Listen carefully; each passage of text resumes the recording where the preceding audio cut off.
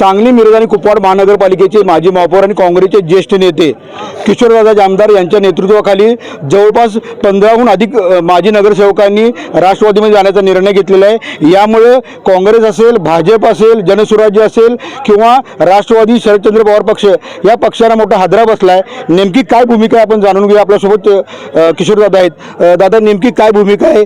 एवढी वर्ष काँग्रेसचे तुम्ही निष्ठावान पदाधिकारी आहे आणि अचानक राष्ट्रवादीमध्ये जाण्याचं नेमका तुमची भूमिका काय आहे?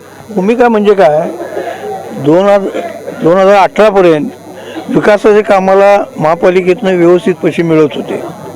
सत्तेपासून दूर झाल्यानंतर वार्ड नंबर 5 मध्ये जी परिस्थिती बघितली, शासनाकडून येणारे पैसे हे ठराविक लोकांना दिले जात होते आणि ते मिळत नव्हते। वार्डाच्या विकासासाठी कामं होण्यासाठी हा विचार केलेला आहे। नेमकं कशा पद्धतीने तुमची आता पुढची वाटचाल असणार? कारण की बऱ्याच विविध पक्षातले माजी नगरसेवक या ठिकाणी आलेले आहेत। मग महायुतीमध्ये पण मग जागा वाटपाबद्दल सुद्धा शंका कुशंका उपस्थित होत आहेत। जागा काय, आता पक्ष ज्याला उमेदवारी देईल त्याचा प्रचार करणं हे आमचं काम राहील।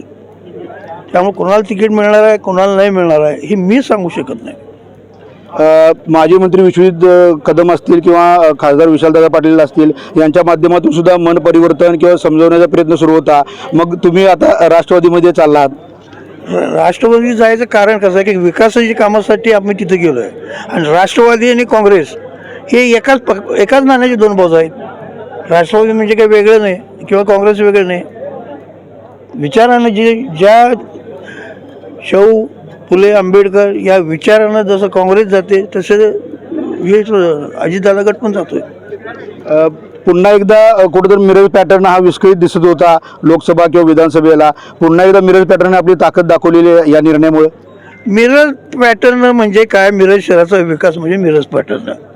स्वतःच्या स्वार्थासाठी कधी मिरज पॅटर्न केलेलं नाही। ज्यावेळेला महापालिका झाली त्यावेळी काय परिस्थिती मिरजची माझ्यापेक्षा तुम्हाला जास्त। शाळा नव्हत्या, स्मशानभूमी नव्हती, बोकोड चौकातनं चालायला जायला येत नव्हतं, अशा अनेक अडचणी होत्या। त्या सगळ्या कामं करण्यासाठी पहिली 10 वर्षे मिरज पॅटर्ननं आम्ही ती केल्या। साधी शिवाजी ग्राउंडची पडलेली भिंत आम्हाला करता येत नव्हती, स्मशानभूमीवरचे पत्रे बदलता येत नव्हते।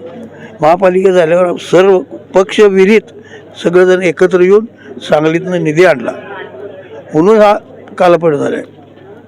बालगंधर्वसारखं मोठं नाट्यगृह बांधलं, अशा अनेक कामं मिरज पॅटर्नमुळे झालेली आहेत। नक्कीच बघतोय की मिरज पॅटर्न म्हणजे हा स्वार्थाचा पॅटर्न नाही तर विकासाचा पॅटर्न आहे।